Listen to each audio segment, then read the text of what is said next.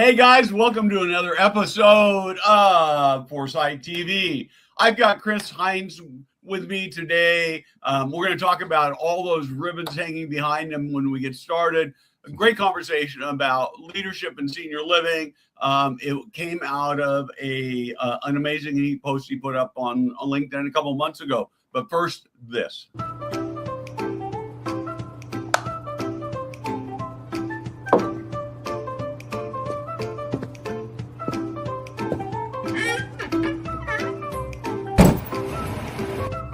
Hey guys, Steve Moran here.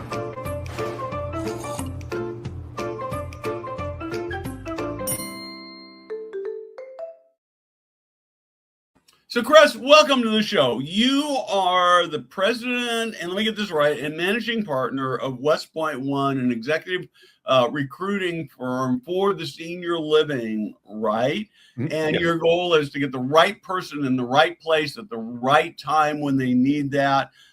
Tell me a little bit about who you are, how you got to do what you're doing, what you're passionate about, how you're changing the world.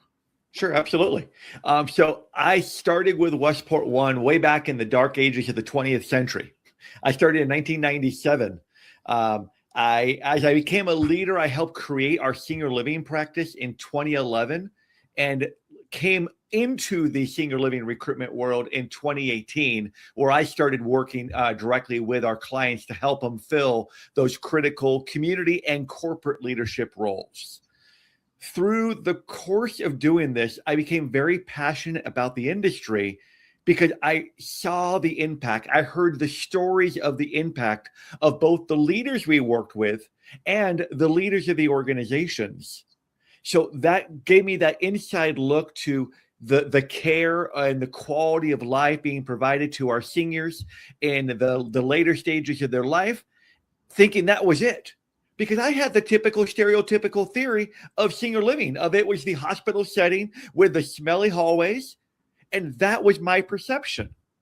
But getting into the industry, I learned what it's really about. It's really about quality of life, not quality of death, quality of life. Absolutely right. Okay, before we get to my list of questions, let's talk about those things hanging behind your head. I know that the audience are going to say, "What is that?" So we're gonna answer that question first. Absolutely. So I have been very fortunate to start running when I thought I was morbidly obese.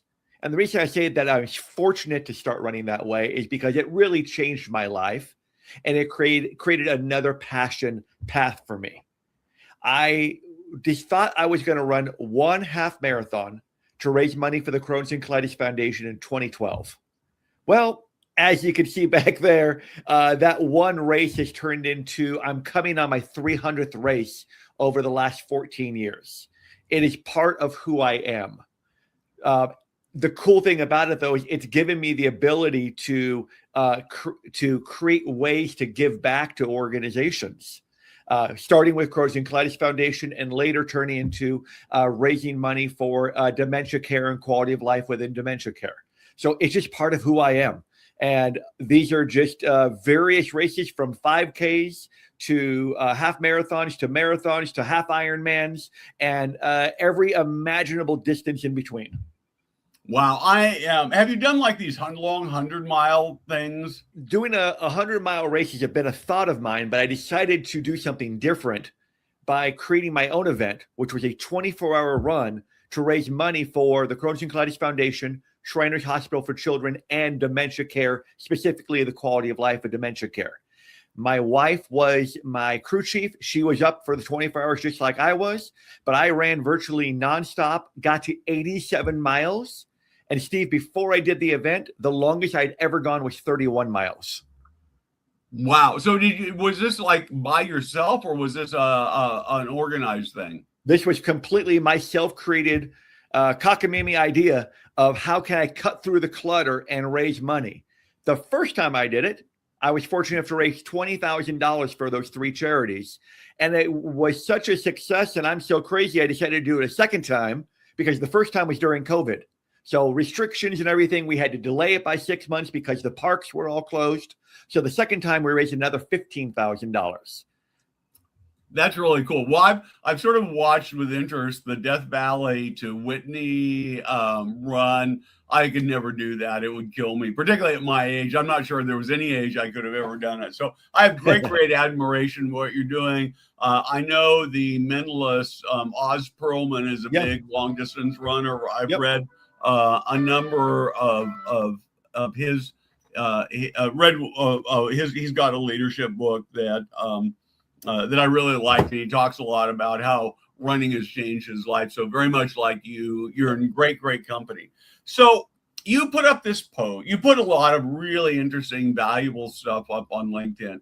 And one of the things I really like about it is, frankly, most LinkedIn posts, at least in our industry, are sort of kissy nice. Yeah. And you're actually pushing and challenging the industry. And I don't know whether I exactly agree with you, but you sort of made this case that the post that got me going was you made this case that the visionary is dead. Did I get that right? Well, not the visionary that is dead, but that the visionary has been really pushed back. That this year really seemed to turn into, they wanted the true strategy and the true tactical side as opposed to the long-term thinker. So it's not dead. It just got truncated a little bit. Okay. So I want to dig a little deeper into this visionary thing. I'm flying home from Nick last night. I was doom scrolling on Instagram. I'm a big fan of the Savannah Bananas for how they run their organization. And this guy who is the chief, I don't know, entertainment guy or something, talked about how he got hired. And that Jesse Cole, the founder, told him after he got hired that the number one reason he was hired was not that he was the most qualified, but that when he did this sort of exercise with the entire team, and when he ended it, he made everybody, he said, on the count of 3, clap your hands and go fans first. And so the whole group did that. Mm-hmm. And it was that passion and understanding the culture, and that's sort of the vision stuff. So I got to thinking, I wonder if senior living organizations have that kind of a clarity on vision, or does it not make any difference because it's all about the P&L? It's not just about the P&L. I mean, yes, it's a part of it. And when times are difficult, I mean, during COVID, obviously the numbers mattered far less than the care and safety of the residents and the staff. But now that we've shifted out of that time, the numbers are a big factor, but they aren't the only factor. I have had countless conversations over the last just couple of months with COOs, EVPs, VPOs, and the real force nature that they're being pushed towards is the now. And that's different than how it was pre-COVID. Because pre-COVID, it wasn't just the founders, the presidents, CEOs of the operators that were thinking 3 and 5 years down the road. I really saw and heard that from those very same leaders, that they were able to think 3 to 5 years down the road. But now that's really gone away. Now it's really about the tactical and about the now.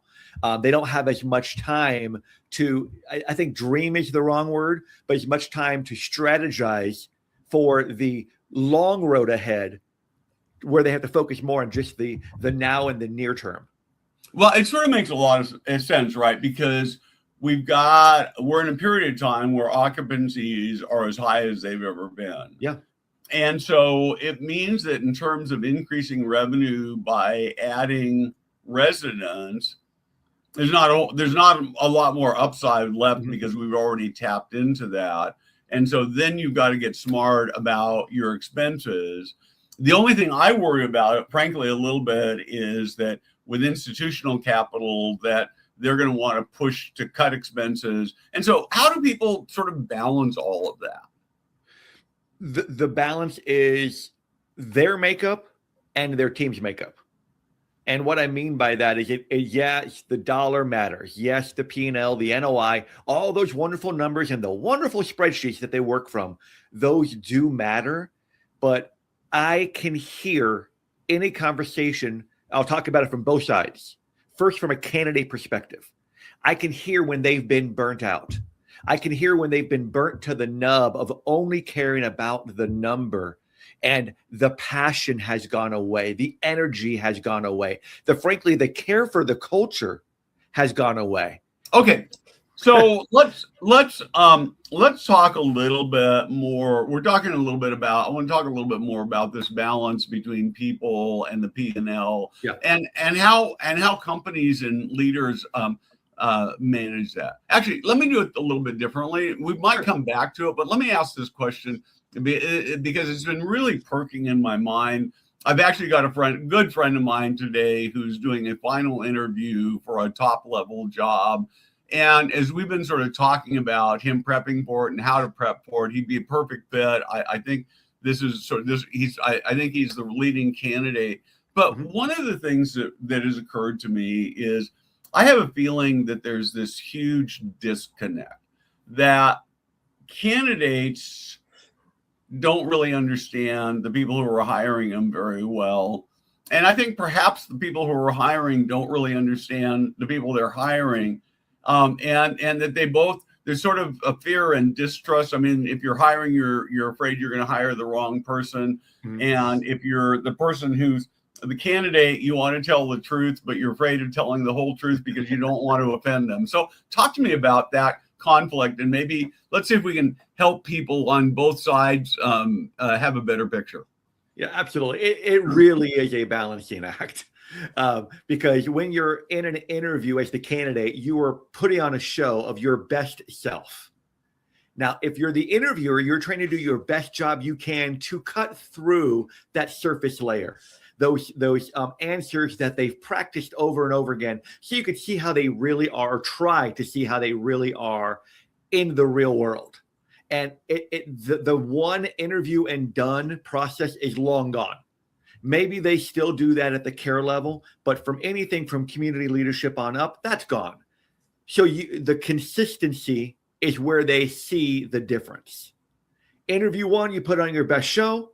Interview 2, they may ask you the same questions in a little bit different way, and you either have to remember what you said or just speak the truth. But the one thing that does burn candidates and really frustrates hiring managers is talking negatively about your previous company, because they fear, whether it's real or not, they fear when you leave, not if, but when you leave, you're going to talk about them that way. So as frustrated as you might be about your previous situation, your previous hiring manager, the VP that did you wrong and did you dirty, you can't talk about that in the course of the interview in a negative way. I could dive into deeper to more specifics if you want on that, but that is a really, really important point. Okay, I'm gonna take I want to continue down this thread, but I want to take just a little pause. I did a keynote with a bunch of mostly sales people about a year ago, and I was talking about how the truth of the matter is some of them are working for organizations they shouldn't work for. Right. That they don't care enough about the residents, they don't care enough about quality. And I said, if you're for that organization, you need to have integrity, and you need to walk out of here, and you need to go back to your community, back to your organization tomorrow, and quit and go work for a reputable company. Wow. So if I walk away from a company like that, how do I explain that? Yeah. So if that's the type of situation, you just say that our ethics didn't align. And that's it. Really. And the quicker you can pivot to what you're looking for, I mean, if that were me, I would do it in one sentence without even breathing. Hey, our ethics just did not align. My culture and my ethical standards did not align with the culture that they were building, but that's okay because I'm looking for the right situation. Maybe that's you. Okay, terrific. So we've talked mostly we've talked about the candidate side. Yeah. What about the hiring people? What are they not getting right? So on the hiring manager side, some things that they don't get right is they're only looking for the skill set. They aren't looking for the person. They aren't looking for how they could solve a problem now and in the near term. Companies still have the two beliefs that I think are a challenge for them. there are some leaders in our senior living organization that still have their head in the sand, believing that tenure of 4+ years is the only thing that's good. If they've been with the company for less than 3 years or 4 years, that they must be a job hopper. And unfortunately, that is just gone. It doesn't matter. It's not just senior living, it's every industry, but particularly senior living, that tenure status has gone away. So senior leaders who have that issue, that concern in their head about job hopping, if it's less than 4 years, they're really doing themselves a disservice to find really good people that could help them now. And maybe collaboratively, they can figure out how they can work together long term. That's one. The other thing is they think it's a one-way street when it comes to interviewing. They think the candidate has to sell them on why they are great. But this industry is very large, but it is incredibly small, that they have options. It's not just your opportunity that they are interviewing for. Because if they're good enough for you as the hiring manager, the leader, odds are there's one or two of your competitors that they're also good enough for. Yeah. Some companies over the last 3 years have done an incredible job of coaching their leaders to sell the company and the opportunity. But there's a missing ingredient there that I try to talk about a lot, and that is also selling the team. Because they no longer are they going to work for somebody. They're going to work with a team. Yep. Yeah. And hiring managers have done an okay job, but there are still far too many that just think that it's the candidate's job to sell them as to why they should come to work for them. They have to sell the candidate just as strongly. And it's not just, hey, we've been around a long time, we pay pretty well. Yeah. It's interesting you say this because my friend who's on this final interview today, a big part of it is he's actually going to go meet the team. Great. And I'm sure that at the end of that interview, before anybody tells him anything, the board leaders are going to sit down with the team and basically ask in some form of question, is this a guy you'd want to work for? Yeah. Right. And so that's really critical. That's right. And the final tip I'll give to that candidate is those team interviews, or for that matter, that final interview, whether it's a dinner, a lunch, a get together, a coffee, a meet and learn, those are never formalities. You almost have to be in your best form in that final interview because you've already convinced everybody else. And all it takes is one person in that team to go, I really didn't like how they acted towards me. Yeah. Or as they're walking them out, they're short or curt with the front desk person or with the resident. They don't acknowledge them. And that little tiny detail could be the difference in getting the job or not. Yeah. So you are on until you start. Yep. And really you're on particularly for the first 90 days after you start, right? Yeah. I mean, people are, because everybody wonders, did I really make the right decision on both sides? That's right. So, yeah. Absolutely. So, okay. So, you run this long 100-mile race. You're exhausted. Mm-hmm. You fall asleep in this long sleep, and you wake up and you feel a little different, and you look around and everything is a little different. And what you discovered is that you're no longer an executive recruiter. You're this hiring manager for a senior living company. Mm-hmm. And you have got to go hire on this brand new building that looks like it's going to be a tough building to get staffed and filled up. You've got to hire an executive director and a sales leader. Tell me about, let's start with the executive director. What does that executive director look like that you're going to hire? So assuming that we're in one of these states that have wonderful regulations. Exactly. And I say that in a semi-facetious, joking way because some of them are pretty daunting. But every state seems to have them now. I'm going to first make sure I understand, what do I need at this moment in time? Do I need an executive director who is going to be a taskmaster because the team has broken down? So do I need someone who's going to come in and get the ship righted? Or do I need someone who's going to bring the team up and build the culture back to where it needs to be?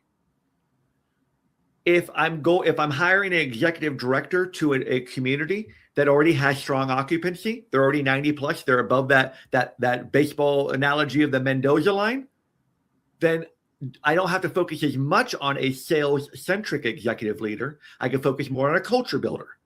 Or if we're down in the 50s and 60s, then I need a really rock star sales-centric executive director. So I first need to understand, what do I need? Once I know that, now I'm going to do three things. One, I'm going to talk to my team. Who have they interacted with in the market that they would love to work with? Because many of them go to some of the same events, whether it's put on by one of the providers, whether it's put on by one of the hospitals, whether it's put on by one of the referral services. They interact with the other leaders of the other communities in that market. So I ask them, who would you love to work with? Now, I'm going to put my recruiter hat on for 1 second. As a recruiter, if I was doing that job, I'm going to preface that with, I don't care whether you know whether they're looking or not. Because you don't know whether they're looking until they usually leave. Yep. The best story I can give you goes back to my first couple years on the job. And I was trying to recruit somebody and they didn't give me a referral because they said, I don't know anyone who's looking. Come to find out, their best friend in that organization got the job. And they asked me after the fact. I didn't know he was looking. I'm like, exactly. So I could bring it down to, your best friend may not even tell you. Yep. And then a month later, it went one step further. Two brothers worked at the same organization. The brother who was leaving didn't tell the brother who was staying until he got the offer and was resigning.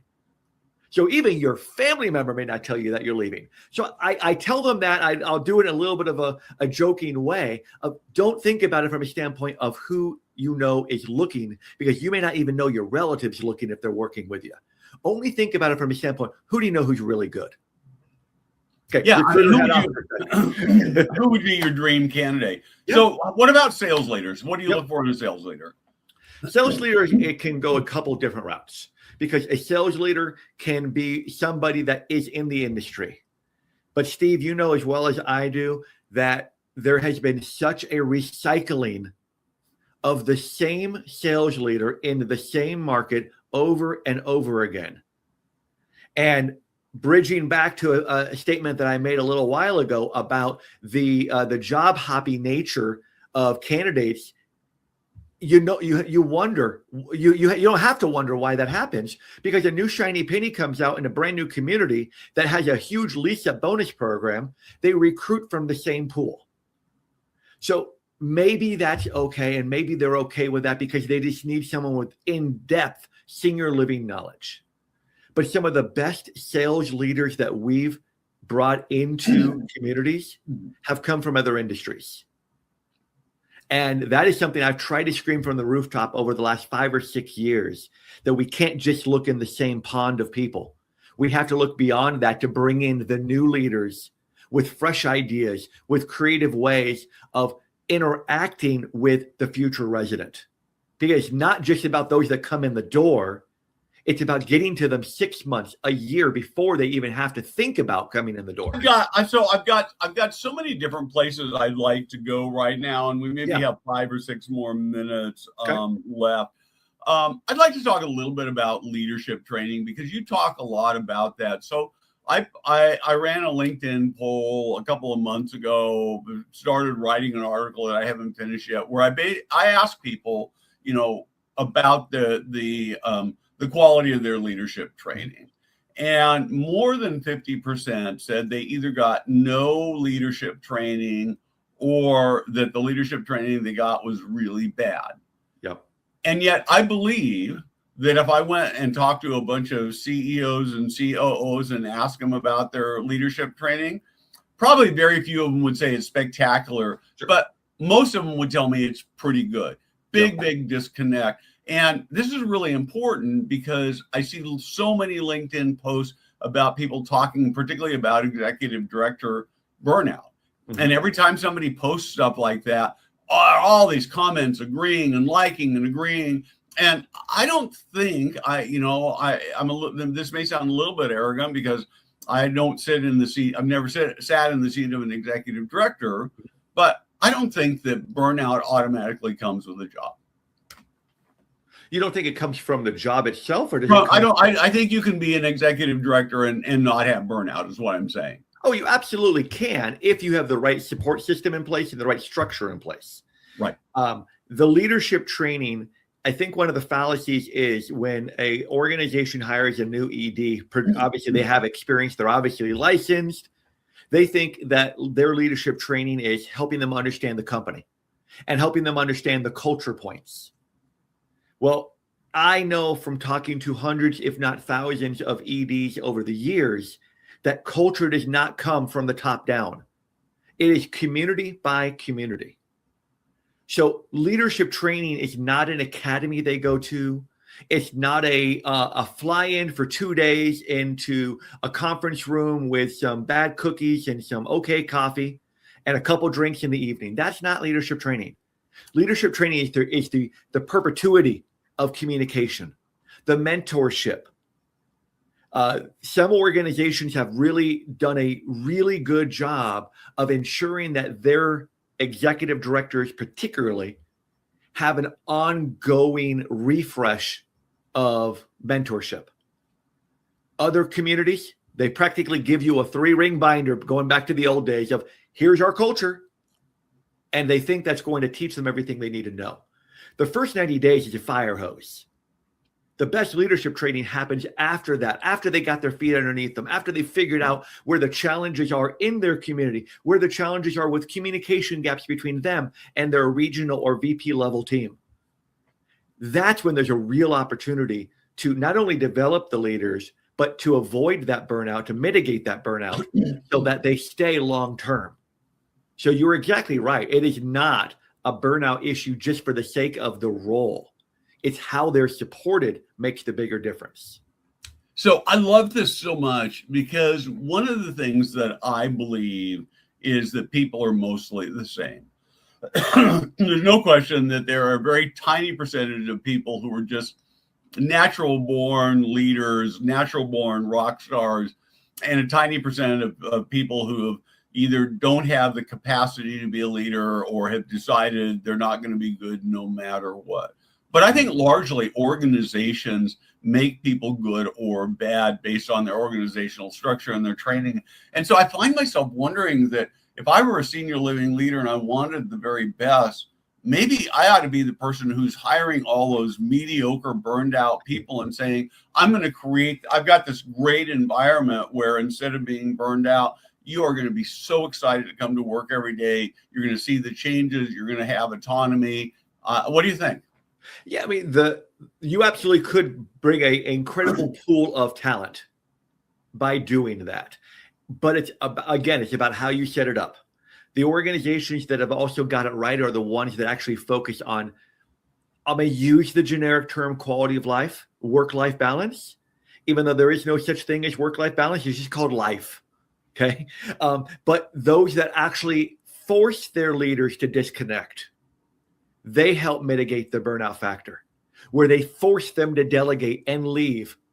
There's a couple of organizations I know that once a month, they make their leaders completely go radio silent for an afternoon. And an afternoon may not sound like a much, but it could be a tremendous relief and a decompression of the stresses that are involved when they have a $50 or $75 or $100 stipend to go to the museum and do nothing and know their phone is not going to ring with an issue. Those organizations get it. And those are the organizations that give us as recruiters those little story nuggets that give someone the reason to listen further. Because people don't take jobs just because they're looking for a job. They're looking for a compelling reason why to go to an organization. And the hiring managers that we've worked with that get that, they help us with those story points because that's real world culture building. That's not just words on a website. That's real world. So you're absolutely right. You can create an incredible pool of talent. Those that say that they've been burnt out, I can show you a different way. Yeah, it sounds to me, I just really is an exciting opportunity that people have out there. So we've got some operators. We're going to look at this in two different ways. We've got some operators who watched us, and they're thinking, I'm not really hiring the best people. I'm not happy. I hire people and it doesn't work out. What's one thing they could do on Monday to be better besides calling you? Or in addition to calling Chris? That's right. In addition to, that's right. I joke I'm your friendly neighborhood recruiter because I could be anywhere. Yep. The most important thing they can do is improve their story, to improve how they interview, to improve how they sell the organization, and then be able to back it up. If they've not done an audit, let's say, of their structure in terms of supporting their executive leaders, not some one pager in a book, but how they actually truly support their EDs, their sales leaders. We didn't even jump into the nurse leadership standpoint. The turnover factor in that world is light years different than even the ED and the sales side because of burnout is real there. So, but let's just focus on those first two, sales and the EDs, and even the regional leadership that support to them. Go back and evaluate, how are you truly supporting them? Because if you support your leaders better, you may not need someone like me, except for when you promote your ED to a regional role and you don't have the person ready to take the step forward. You've not built that bench of ED ready, licensed ready people to fill those roles. And that's the only time you're going to need to call someone like me. But if you keep doing what you've been doing and you wonder why your EDs are leaving you, it might be because how you're supporting them. So honestly, objectively, not subjectively, but objectively, look at how you're supporting your leaders. So I love that. One more question. We're going to have to do this again because I've got like 48 more questions I want to ask you. We're about out of time. But same question. I'm a candidate. I'm trying to get a job. I've interviewed.